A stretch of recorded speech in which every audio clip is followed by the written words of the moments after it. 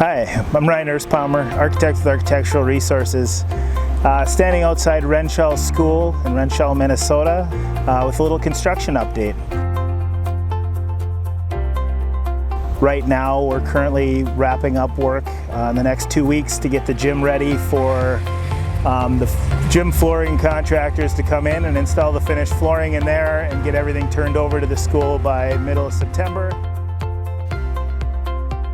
We've been working pretty extensively with the building official and fire marshal to just make sure everything's safe and ready to go for school. The anticipation is the students will be back in school on the regular schedule.